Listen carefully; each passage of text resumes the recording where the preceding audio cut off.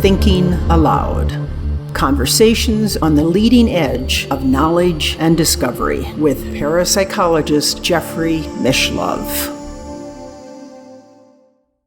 Hello and welcome. I'm Jeffrey Mishlove. Today, I'd like to talk about telepathy and psychedelics. You know, there's a long history of telepathy being associated with psychedelic drugs. In fact, back in the early days of ayahuasca research, when researchers felt they had established the active ingredient in ayahuasca, they actually named it telepathine. Now, it was only later that they understood that the same chemical had already been named as harmine, or sometimes called harmaline. But telepatine was the original name. And of course, the use of ayahuasca by shamans in the jungles of the Amazon is an environment that might very well promote telepathy. And there's an enormous amount of lore associated with the use of psychedelics promoting psychic experience. Of course, it's very tricky because the idea of psychedelics, it means mind manifesting. People describe psychedelics as being like a microscope or a telescope looking right into the psyche. I think there's a lot to be said for that in terms of opening up the depths of the psychic awareness, the archetypes, the play of forces in the mind that are normally subconscious. That's what typically happens on psychedelics.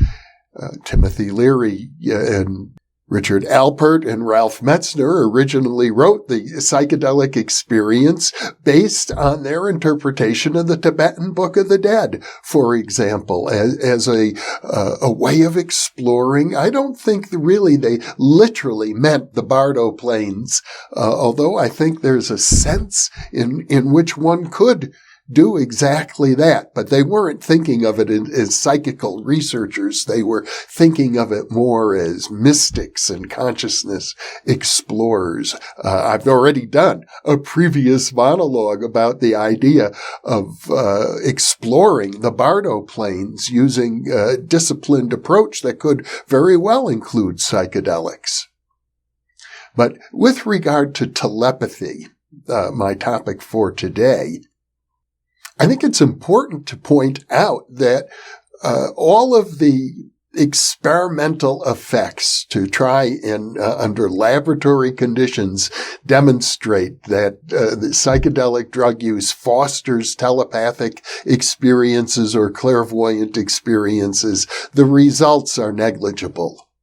There's much better data for psychic functioning under other conditions, such as the Ganzfeld, which is a mildly altered state of consciousness we've discussed in other videos. It involves, Ganzfeld means just a plain field. You're listening to pink noise. You've got ping pong balls in front of your eyes, a uniform auditory and visual field, and you're in a very relaxed circumstance. Basically, relaxation promotes psychic functioning, and psychedelic experiences are often just the opposite of relaxation. However, a very interesting study was published in September of this year, September 2020, in the Journal of Scientific Exploration. It was published by Petter Johnstad, a philosopher at the University of Bergen in Norway. And I'd like to share some of his results with you. He decided simply to interview people who had reported telepathic experiences while engaged in psychedelic drug use. And he searched the internet for these accounts, and he got a hold of 14 individuals who reported these experiences, and he just interviewed them. And they had some very interesting things to say about it. For example, most of them reported that these experiences were spontaneous, unexpected, and when they tried to repeat them, when they tried to make them happen intentionally, for the most part it wasn't possible, except for a couple of people who felt that they understood. One person described it as what you have to do is sort of squeeze through a sliver, and then you can maintain a stable state of telepathic communication. One of the things that Johnstad was interested in, of course, is did the person with whom you thought you were experiencing telepathy, did they acknowledge it? Did they agree with you? I think this is important because I remember in one of my very first psychedelic experiences back in the 1960s, I thought I heard in my mind a very clear voice of another person who was tripping with me at the time. And later, when I asked her about it, she denied having any awareness of it. So that's my experience. But what Johnstad reported is that actually the people in his study said, yes, they checked it out with the other person, and the other person agreed. They were engaged in telepathic communication. And I can accept that. I've had experiences where I thought I was engaged in telepathic communication, not on psychedelics, and the other person agreed with me. In that instance, it was kind of like an opening up of all the chakras. It was very profound. And even though it happened over 50 years ago, I remember it vividly. The people who engaged in telepathic experiences reported a wide range of phenomena. Now, in several instances, what developed was a kind of erotic connection. And in a few of those, what you had is people who were homosexual who were getting turned on to people who were not. They were becoming intimate at an emotional level because they were taking psychedelic drugs together, but one person wanted to have sex and the other person didn't, and that was uncomfortable. And in fact, one person reported that he was telepathically aware of the other person's thoughts as they were scheming as to how to get this one into bed with them. And that was uncomfortable.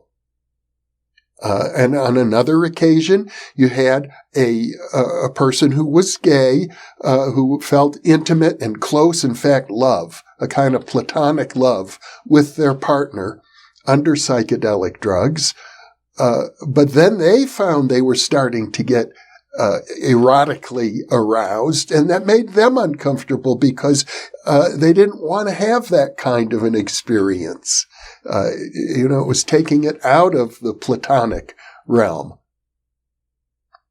And so obviously what happens when you open up in this way with people, you're going to encounter your own stuff. And that becomes an issue, especially for people who have privacy issues, because there is this sense when you're communicating telepathically, you're kind of naked. All your thoughts are open to the other person. Now, many people reported that was just fine because under psychedelics, you enter into a place where you can look at your own stuff without judgment. You can just accept it for who you are. It's part of the cosmic game. And you're detached. You're in an enlightened state of mind, actually. And you know that you're not judging yourself, and no one is judging you either. You're not judging the other person, but you see everything. And you know that you're being seen. And that's positive. For some people, if they are at that level of maturity. Not everybody gets there. Some people feel like their privacy is truly being invaded by this telepathy, and they don't want anything to do with it. Now, the key is this, according to Petter Johnstad. What are we going to do about this? How can we take this research further?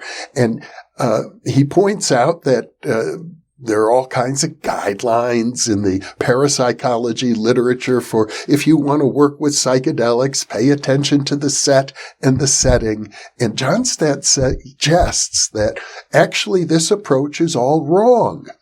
He's suggesting a new approach, and I'll share it with you briefly. He's basically saying, don't come on like Mr. Experimenter, I'm going to yada, yada, yada. Instead, treat it like you're an anthropologist. And in order to do that, you have to find people who are already using psychedelics and comfortable experiencing that telepathic state under psychedelics and able to enter into it consistently at will with a particular partner. Now, Johnstad acknowledges this is very rare. Such people are going to be very hard to find. But if you can find them, don't try and get them to submit to your experiment. Instead, slowly, gently get to know them, get to witness them, be a participant observer, and gradually they'll let you into their world. And you can explore it. And eventually, over time, as you get to know these people, you may be able to bring in third-party experimenters and really set up some well-controlled studies. But don't jump into it at all. Find out who these people are and engage them in ethnographic study. Now, of course, they may not be shamans from an exotic culture. They may be Norwegian college students, for all we know. The people in his study were generally employed and had a wide variety of careers. So the key is people who are experienced, comfortable, and willing to accommodate the observations of researchers to get to know better how telepathy can and does operate occasionally through psychedelic use. So I want to thank Petter Johnstad for his insights and for his research. I'd thank him personally, but when I tried to find his email address, it wasn't available to me. I think he's making some headway into our appreciation of the role that psychedelics can play. And I do think eventually we will have psychonauts, people who are very experienced in these realms and who can use the psychedelic drugs as a telescope, as a microscope for exploring the depths of the human psyche and maybe even also the Bardo plains as described by the Tibetan Buddhists. Let me leave you with this question. How do you think you would do experiencing telepathy on psychedelics? Would it be threatening to you? Would you begin to not wish to have other people see your thoughts? Or could you look at yourself objectively without judgment and look at others that way and sustain that state of consciousness? What would it be like for you? Thank you for being with me.